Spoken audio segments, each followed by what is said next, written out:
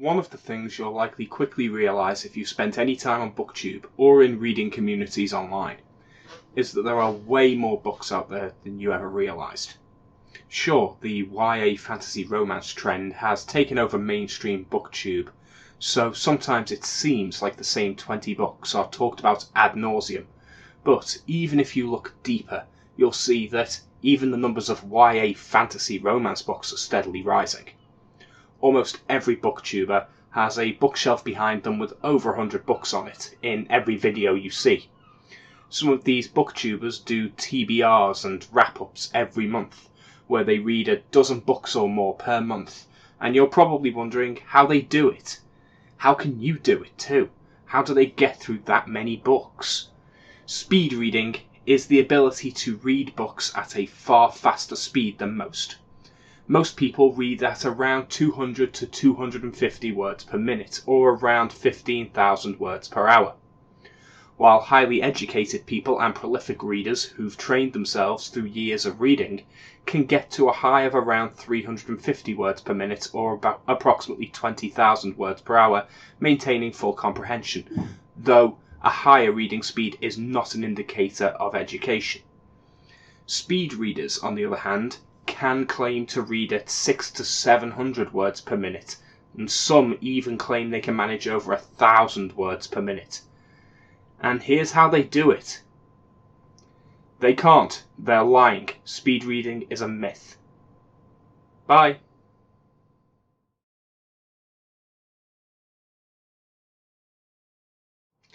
Okay, so obviously that's not the end of the video.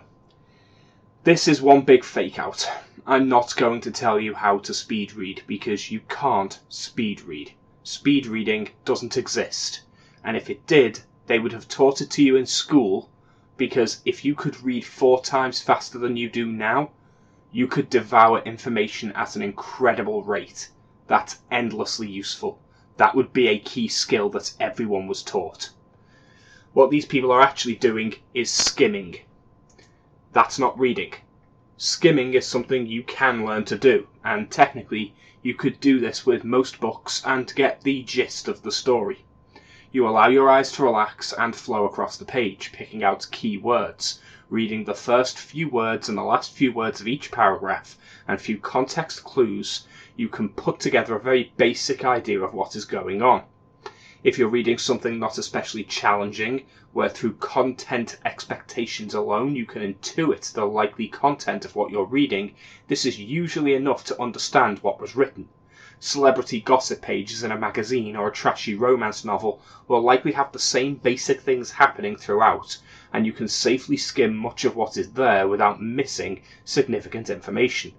Do that with a fantasy, sci-fi or more intense text with multiple characters, dense writing, nuanced plots, etc., and you won't be able to work out a damn thing. Skimming isn't a difficult thing to do. I guarantee you already know how to do it. You've done it before looking through a magazine in a waiting room, you've likely done it while scanning a TV guide looking for a specific listing, or any time you've been looking for your own name on a bulletin board, for example. We can read single words with remarkable speed, and we can comprehend words with only a fraction of a second to focus on it. What you can't do, however, is maintain that speed for any reasonable length of time, not if we're expected to imagine complex situations, remember details, or retain information. It's why you can probably skim read a trashy romance with 30 pages of vague descriptions of heavy petting and emotional intrigue with a little sex thrown in. You know what's coming and you can imagine the kind of situation easily enough. All the text is an indicator of details, and they're largely unimportant details. If you're reading a coming-of-age story and there's a scene with the teens smoking cigarettes around the back of a building during their lunch break and gossiping, chances are you can safely skim that entire chapter, because the world isn't likely to do anything extraordinary. As long as you look out for words that stand out, you'll be fine. If skimming, you'll probably pick out words like arrested, pregnant, cheated, or even more mundane words like detention or grounded that you might expect in that kind of chapter. If you suddenly see a word like murder, your brain will immediately latch onto it and will likely rescan and eventually read that sentence containing that word in full. Another great example of this would be if you were reading a novel where the main character goes to, say, a fancy dinner or a dance, and the author spends an excruciating amount of time describing the chandelier, the table layouts, the waiting staff, the dresses of every woman who walks through the bloody door. And don't think this is strictly a contemporary romance problem either. Fantasy and sci-fi authors are very guilty of this too. Lord of the Rings is famous for it. Someone really needed to give J.R.R. Tolkien a slap and tell him we did not need a detailed description of every fucking tree branch, and a 2-page long visual analysis of a mundane cave is the very definition of tedious. This is where people tend to start to skim. It is not genre specific, it is writing specific. It is an indicator of poor writing. The problem with the above is it's extremely limiting when you skim read. If the world has any depth or intrigue to it, you can't skim without tanking your comprehension. If there's any world building for a non-contemporary setting, you'll blow straight past it and won't pick up on any of it, which will leave you confused later on when it comes into play. You'll likely forget any character except the main character who was present in the scene, and if there's more than 3 characters present, your memory of the scene will be a vague concept of people having a generic conversation at best. You won't be able to place any single voice with any single person, and probably won't even remember who was actually in the scene. Skimming isn't reading. What skimming is the book failing to keep your attention. It's the book not being interesting or dynamic enough for you to care about the nuance, and not detailed and introspective enough in its content that anything you're reading requires any amount of contemplation. Reading should require contemplation. You should come to the end of a scene and want to take a break. You should want to take a second or two between sentences to consider what the thing you just read means for the characters or the narrative of what you're reading. Even in action scenes, you should be pausing throughout to imagine and picture the scene in your mind's eye. Remembering the layout of rooms or areas, the relative positions of people, the way the action is moving people and objects through the spaces provided, a great author should be able to describe a scene in such a way that you can literally close your eyes and see that scene unfolding in your imagination. If you can't, it's either because you're failing at giving the book the attention it needs, or the author is doing a terrible job of conveying that imagery. Regardless, this cannot occur if you're speeding through your books. You can only contemplate, imagine, and consider the things you read by giving yourself the time to actually do it. I've genuinely stopped reading and taken a minute at a time to think about a chapter I've read whilst reading books, considering exactly how those characters think and feel. The fact is, when people talk about the difference between literary fiction and genre fiction, as much as I hate those terms, what they're really saying is the former are books that actively encourage you to take the extra time because of the subtext and the nuance of the prose, and that it invites that consideration. That if you're not reading with that consideration, you're doing it wrong, whereas genre fiction does not. This isn't true. All genre fiction does that as well, if it's well written. Right now, I'm reading The Way of Kings by Brandon Sanderson. I'm not far into it, but by a few chapters in, you'll come to see that the animals and plants in this world are completely different from our own. There's a constant effort to describe most of the animals, which have more in common with shellfish in their description than anything else I can imagine, while the plant life is even more bizarre. It's described as having shells, tendrils and tubes. The plants actively move, grasp and crawl along surfaces. They put me in mind more of tube worms or sea sponges than anything I would call a plant in our world, and it gives the world of the Stormlight Archives a very distinctive feeling. I would say that it's almost like an above-water coral reef. At least that's how I imagine it in my head. For those who've played the recent video game Monster Hunter World, there is an area called the Coral Highlands in that game, which has very much the same kind of terrain, plant life and feel to what I feel is described in The Way of Kings. Now, this is just my visualization. You could see it differently, depending on how you interpret these descriptions. But this visualization of the world doesn't just come out of nowhere. You have to conjure it from somewhere.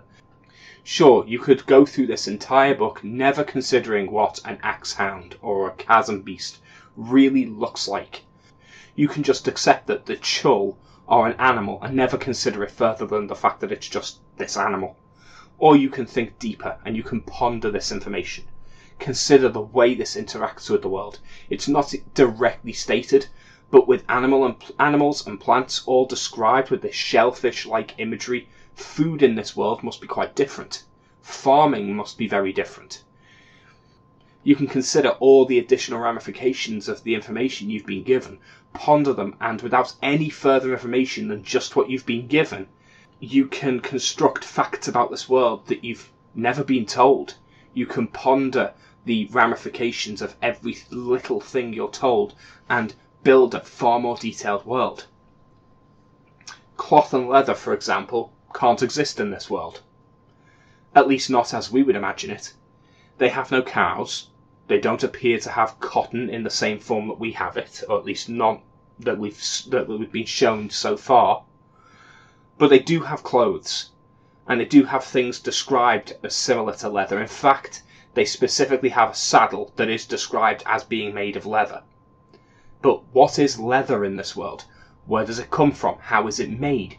Is it made out of, say, the muscle tissue of the chul or another animal? Because it's not made out of the skin, because they have shells. They have a carapace.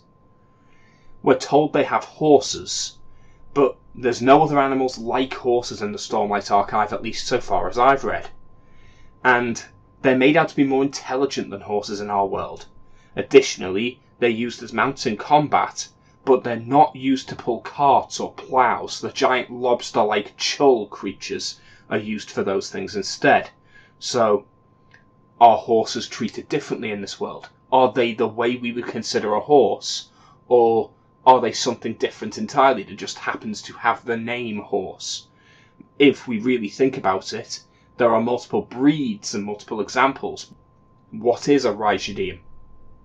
Does it look like we expect a horse to look? Is it actually intelligent? It's spoken about and treated as though it's intelligent. Are these horses the source of leather?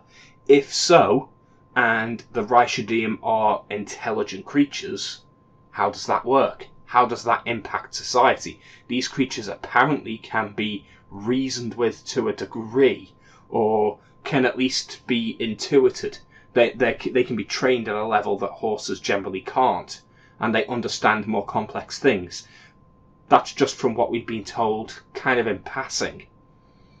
So, these are just examples of how this world has so many differences that we could examine. There are so many questions we can ask about this world, and notice that I've managed to talk about this for quite a long time, talking about the lore of this world and the deep probing questions that can bring up, and I've done it without giving away a single major story beat or plot point. Because when you've got a world with a detailed, rich lore, you can do that, but you have to have spent time actually considering the world. You actually need to have spent time contemplating what you're reading. Considering a book in depth is very easy to do if you put in the effort, but that effort is not in reading more. It's not in reading fast. Conversely, if you want to get the most out of books, you need to read them slowly, ponderously, and with intent. So, how do you speed read? I will actually tell you how to speed read now. There is a way to do it. How you speed read is you give up on ever getting a deeper, fulfilling experience from a book. You read nothing but predictable, mundane, and boring contemporaries, trashy romances, and trope-laden, low-effort speculative fiction without any depth. You destroy your sense of dignity in any standards you may have, and you focus your attention on quantity over quality. Congratulations! Now you can speed read and post your next Booktube wrap-up video where you read another 20 books in a single month, each with the same review. This book is so good, you guys. I just loved it so much, I can't even right now. Just look at this cover, isn't it so pretty? Yeah, I just couldn't put it down. I sped through the whole thing in like 2 days. I don't know what else to say, really. Highly recommended, you guys. You definitely need to pick this one up. Also, it's got a queer character, which is awesome. Isn't that great? 5 stars. You definitely want this. We should all strive for better. Don't speed read. Develop a sense of taste, some self-respect, and pick up a book worth your damn time. That's what we should all be doing. It's not about reading the most books you can on Booktube. It's not about clearing your TBR. It's about reading worthwhile books and getting something valuable for your time.